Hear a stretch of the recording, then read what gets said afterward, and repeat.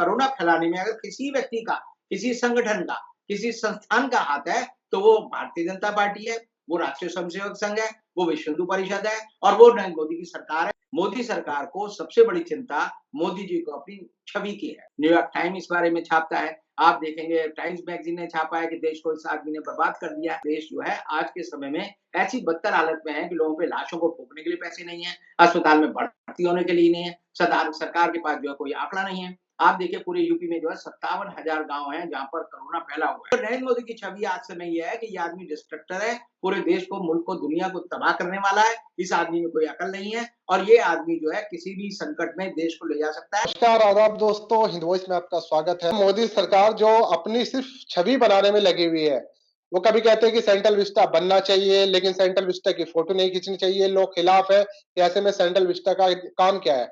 एक तरफ है, चाहे योगी हो मुख्यमंत्री, चाहे मोदी जी हो प्रधानमंत्री, वो कहते हैं हमारे यहाँ किसी चीज की कोई कमी नहीं है, लेकिन उसके बावजूद ऑस्ट्रेलिया हो, अमेरिका हो, तमाम देश हो, वो मदद पे मदद भेजे जा रहे हैं। तो भाई जब मदद आ रही है तो कमी क्यों नहीं है? सबसे बड़ा सवाल यही है। सर सवाल कई सारे हैं, मैं बीच-बीच में आपसे पूछूँगा, लेकिन पहले मुझे बताइए ये छवि बचाने में ही क्यों लगे हुए हैं सिर्फ? देखिए मोदी सरकार जो है, एक ऐसी सरकार है जिसके बारे में लाल कृष्ण आडवाणी ने कहा था कि मोदी जी जो है बहुत बढ़िया मीडिया मैनेजमेंट करने वाले आदमी हैं। वो जो अच्छा। है मैनेजमेंट करते हैं हर चीज़ का और इसीलिए वो जो है एक प्ले बॉय की तरह अपने को दिखाना चाहते हैं। आपको याद होगा जब हुँ। वो पहली बार जो है मेडिसन स्क्वायर में अमेरिका में गए थे, तो वो एक लाल रंग की उन्होंने जीन्स पहनी थी, लाल रंग का कोट पहना था और वो इस तरह गए थे जैसे कोई जेम्स बॉन्ड जो है अमेरिका की धरती पे आया है। तो मोदी सरकार जो है पहले दिन से ही अपनी छवि को लेकर बड़ी चिंतित रही है और इसलिए आप देखेंगे कि इसके जो बहुत सारे जो ऑर्डर हैं, वो बड़े बेहुदा और तर्कसंगत नहीं लगते, गले से नहीं उतरते। जैसे अभी मोदी सरकार ने जो लेटेस्ट फैसला लिया है, वो ये लिया है कि दिल्ली में जो सेंट्रल विस्टा बना हुआ है, उसकी आप फ़ोटो नहीं खींच सकते, उसकी वीडियोग्राफ़ी नहीं कर सकते और अगर आप करेंगे तो आपके खिलाफ जो है कानूनी कार्रवाई की जाएगी। इसी तरह आप देखेंगे कि मोदी सरकार ने जब राम मंदिर बनना शुरू हुआ था, तो एक आदेश पारित किया था कि राम मंदिर की कोई फ़ोटोग्राफ नहीं कर सकता, राम मंदिर निर्माण हो रहा है उस जगह नहीं जा सकता और सीआईएसएफ जो कि आप देखेंगे जो दिल्ली में मेट्रो या एयरपोर्ट की सिक्योरिटी करता है, उसको लगा दिया गया कि यहाँ की कोई फ़ोटो ना खींची जाए।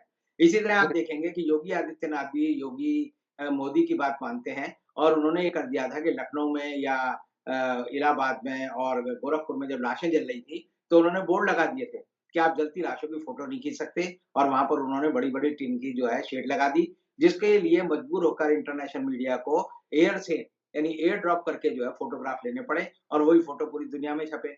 आप देखेंगे कि न्यूयॉर्क टाइम्स ने फ्रंट पेज पे छापा कि किस तरह बिल्कुल। आसमान से दिख रही हैं लाशें जल रही हैं।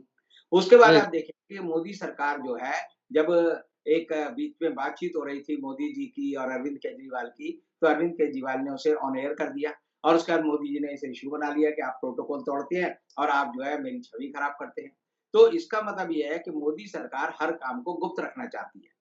गुप्त यहाँ तक रखती है कि जब पीएम केयर फंड उन्होंने बनाया, तो उसमें कर दिया कि आरटीआई से आपको कोई इसका हिसाब नहीं मिलेगा कि इसमें पैसा कहाँ से आ रहा है, कौन दे रहा है, कहाँ खर्च हो रहा है और इसलिए एक लोकतंत्र में एक ऐसी सरकार जो कि जनता से डरती है, जो सूचनाएँ नहीं देना चाहती, वो अगर सोचती है कि इससे उसकी छवि बनी रहेगी, तो आप देखेंगे मोदी जी की छवि जो है इन सब घटनाओं से हास्यास्पद हो गई है। लोग उन पे हँसते हैं। लोग कहते हैं कैसी सरकार है लोकतंत्र में, जो कि राजशाही से भी बदतर हालत में है, जो कि डिक्टेटरशिप से भी बदतर हालत में है, जो कि नहीं चाहती कि उसके कौन से काम हो रहे हैं वो पता चले और इसलिए मोदी सरकार जो है जनता का भरोसा खोती जा रही है। मोदी सरकार को सबसे बड़ी चिंता मोदी जी को अपनी छवि की है और आप देखेंगे कि दुनिया की जो सबसे बड़ी मेडिकल मैगज़ीन है, लैंसेट, उसने एडिटोरियल छापा है। ये उसके इतिहास में 200 सवा 200 साल के इतिहास में पहली बार है कि लैंसेट ने कोई एडिटोरियल जो है किसी पॉलिटिकल चीज़ पे छापा हो। नहीं तो वो हुँ। हमेशा बताती है कि ये दवा बन रही है, ये फार्मास्यूटिकल एडवांसमेंट है, ये बायोलॉजिकल डेवलपमेंट है और उसका जो क्षेत्र है वो दूसरा है। लेकिन उसके भी जो एडिटोरियल बोर्ड है उनको बड़ी दुःख हुआ कि ये एक ऐसा आदमी है हिंदुस्तान में जो अपनी छवि की चिंता करता है और देश के लिए जो है सारे काम जो है, जो कि उसे करने चाहिए वो नहीं करता और सारी लीपापोती करता है। तो लैंसेट पे हिंदुस्तान के सारे मीडिया ने आपको बड़ा आश्चर्य होगा ये जानकर कि बड़े-बड़े अखबारों में एडवर्टाइज़मेंट दिए गए, लैंसेट की हुँ। निंदा की गई। लेकिन हुँ। लैंसेट जो है, वो जो पत्रिका है, उनके एडिटोरियल वालों ने इस बात को माना नहीं। उन्होंने कहा कि हिंदुस्तान में अगर कोरोना बढ़ता है, तो भारत में कोरोना अगर बढ़ेगा तो दुनिया में सब लोगों के स्वास्थ्य के लिए खतरा है और भारत जो है पोटेंशियल जो है एक तरह से कोरोना का बॉम्ब बनता जा रहा है।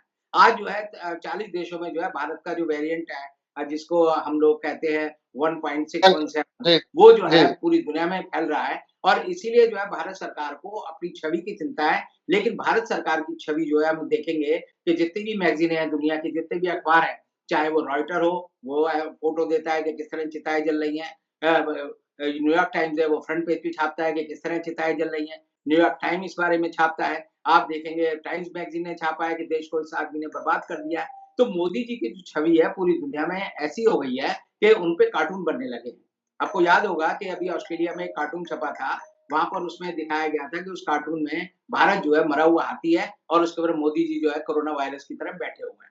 तो भारत जी। सरकार ने उस पर भी निंदा की। भारत ने अपने हाई कमिश्नर को कहा जाकर तुम जो है इस पे अपना एक रिजॉइंडर दो। वो रिजॉइंडर तो लिया, लेकिन उसके बाद उन्होंने एक दूसरी फ़ोटो छाप दी कि मोदी जी जो मोर बन के जो है देश में जो है कोरोना फैला रहे हैं।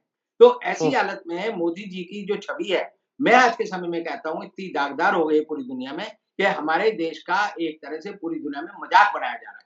पहले हम जब हुँ, छोटे थे तो पढ़ते थे इदी अमीन है, एक डिक्टेटर है, वो लोगों का मांस खा जाता है। फिर कभी इथियोपिया के राजा के बारे में आता था कि वहाँ ऐसे काम होते हैं। कभी कांगो के किसी डिक्टेटर के बारे में छपता था। कभी आप देखेंगे नॉर्थ कोरिया के डिक्टेटर किम इल सुंग के बारे में छपता था कि वो ऐसा करता है। तो आज जो है हिंदुस्तान के बारे में ऐसी छवि जो है पूरी दुनिया में बन गई है कि भारत में जो है मूर्खों द्वारा मूर्खों को संचालित किया जा रहा है और देश की जनता के जो वास्तविक मुद्दे हैं, उनको जो है सरकार दबाना चाहती है। आपने देखा होगा कि उत्तर प्रदेश में योगी आदित्यनाथ ने कहा कि अगर आप कहोगे कि भई यूपी में जो है ऑक्सीजन की कमी है, तो आप पे एफआईआर हो जाएगी। आज ये एक सूर्य प्रताप सिंह जो वहाँ का आईएएस हैं, उन्होंने कहा कि गंगा में जो है नदियाँ बह रही नदी में जो है लाशें बह रही हैं, तो उनके ऊपर जो है जो यूपी पुलिस ने एफआईआर कर दी। यानी कि सच अच्छा। बोलने पे एफआईआर दर्ज करना जो है इतना बदतर हो गया है कि सुप्रीम कोर्ट को सुओ मोटो ये कहना पड़ा डीवाई चंद्रचूड़ की बेंच ने कि अगर कोई आदमी किसी चीज़ की कमी की शिकायत करता है और उसके खिलाफ आप एफआईआर करते हो, तो ये अदालत की अवमानना मानी जाएगी। यानी कि हुँ, अदालत की अवमानना का मतलब सुप्रीम कोर्ट की अवमानना। लेकिन उसके बावजूद भी आप देखेंगे कि ना तो भारत सरकार उससे कुछ सीख रही है और ना कोई हुँ, दूसरे जो लोग हैं वो सीख रहे हैं और कुल मिलाकर देश जो है आज के समय में ऐसी बदतर हालत में है कि लोगों पे लाशों को फूँकने के लिए पैसे नहीं है, अस्पताल में भर्ती होने के लिए नहीं है, सरकार के पास जो है कोई आँकड़ा नहीं है। आप देखिए पूरे यूपी में जो है 57,000 गाँव हैं जहाँ पर कोरोना फैला हुआ है। 40,000 गाँव हैं जो कि बिहार में जहाँ कोरोना फैला हुआ है। वहाँ जो भी जर्नलिस्ट जाता है, रिपोर्टर जाता है, पता चलता है कि हमारे गाँव में 20 दिन में 15 लोग मर गए, हमारे यहाँ 10 बिल मर गए। अगर इन सबको आप जोड़ेंगे तो ये जो है फिगर अगर आप लगाएँगे तो एस्टिमेटली जो है 20 लाख लोगों की हो जाती हाँ, है, जो गुजरात कि में मर देखे हैं गए। ना सर 1 लाख से भी ज़्यादा डेथ सर्टिफ़िकेट जारी किए गए हैं। नहीं, वो तो आपने देखा भी कि जैसे आया कि 71 दिन में जो है 1,73,000 जो है मरे लोगों का जो डेथ सर्टिफ़िकेट है, वो गुजरात में ही जारी किए गए, एक छोटे जी, से स्टेट में। और अगर आप बिल पूरे देश में लगाएँ तो मैं आपको जो कह रहा हूँ और आप भी जो बात को कह रहे हैं कि कम से कम जी, 20-25 लाख लोग जो है कोरोना में मर गए हैं और उनके बारे में कोई अता-पता नहीं है, क्योंकि उनकी लाश ही नहीं है, यही नहीं पता कब फूँका गया है। आपको मैं याद दिलाना चाहूँगा कि जब सेना मैं के एक लोग यहाँ पर ये आपसे पूछना चाहता हूँ इस बात में कितनी सच्चाई है? क्योंकि ज़्यादातर जो लोग अभी उत्तर प्रदेश में और खासकर बिहार में शिकार हो रहे हैं, वो ज़्यादातर उन रैलियों में शामिल थे जो बंगाल चुनाव में हुई है। नहीं, आपको मैं बड़ी एक विचित्र बात कहना चाहता हूँ कि हुँ, जो लोग हैं, जो कि जिनको कोरोना हो रहा है, जी, उनको कोरोना जो है 4 जगह से हुआ है। पहला कोरोना हुआ कि जब हिंदुस्तान के राष्ट्रपति ने हुँ, 15 फरवरी को 5 लाख रुपए का दान जो है राम मंदिर तीर्थ क्षेत्र विकास निधि के लिए दिया। उसके बाद आरएसएस ने 12 करोड़ लोगों को अब उनके परिवारों को जाकर संपर्क किया पैसा लेने के लिए। अब आरएसएस की टीम या विश्व हिंदू परिषद की टीम या ये निधि इकट्ठा करने वाले लोगों की टीम जिन-जिन के घर गई, मान लो आपके भी घर आई, तो आपसे भी तो उन्होंने संपर्क किया। तो 12 करोड़ परिवार का मतलब हो गया 60 करोड़ लोग। 60 करोड़ लोगों से आपने जो इंटरेक्शन किया पैसा लेने के लिए, उनके घर गए, चाय पी, बातचीत की, मनाया, तो उससे भी तो आपने कोरोना फैलाया। फिर 90 लाख लोग जो है आप देखेंगे कि कुंभ में चले गए।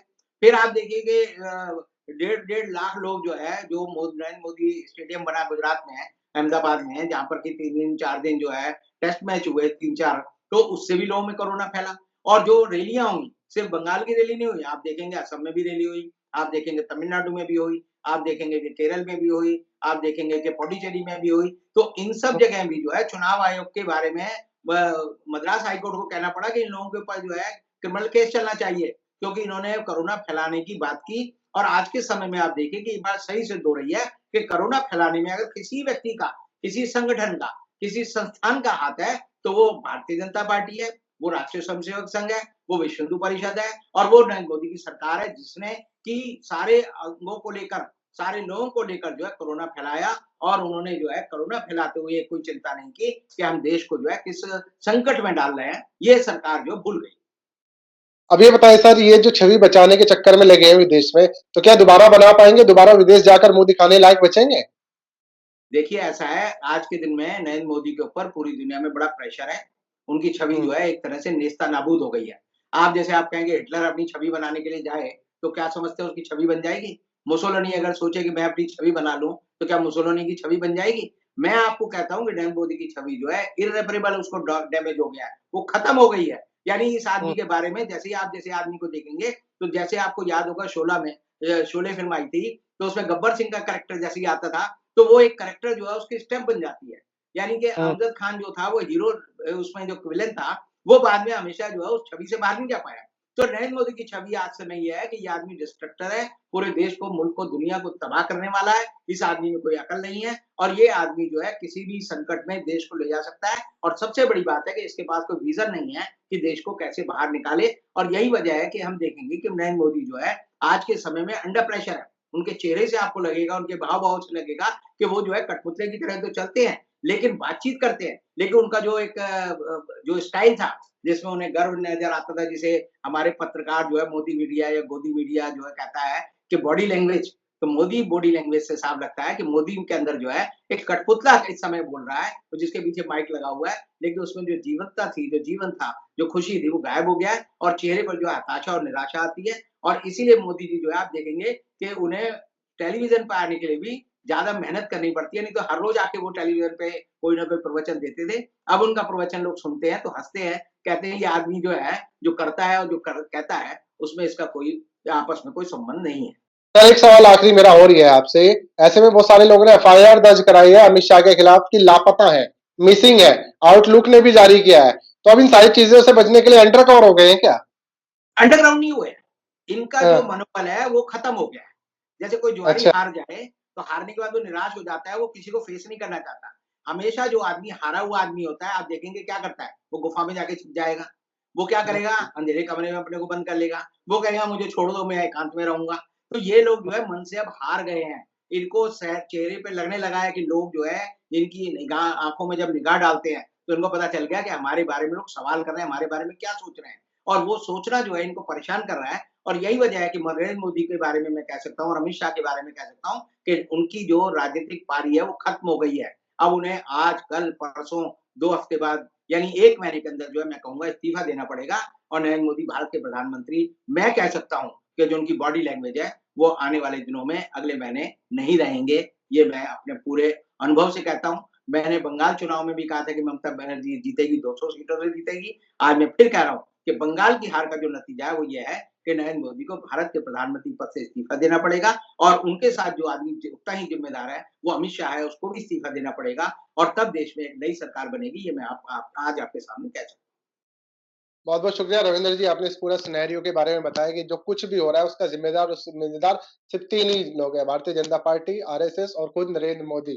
क्योंकि उन्होंने जिस तरह की रणनीति अपनाई है उससे देश में कोरोना तो नहीं रोका, उल्टा एक भयंकर रूप में हमें देखने को मिला है और उस पर लीपापोती करने के चक्कर में सब कुछ ध्वस्त होता नजर आ रहा है। बहुत बहुत शुक्रिया रविंद्र जी, किसी और एपिसोड में आपसे मुलाकात होगी, तब तक के लिए दीजिए इजाजत।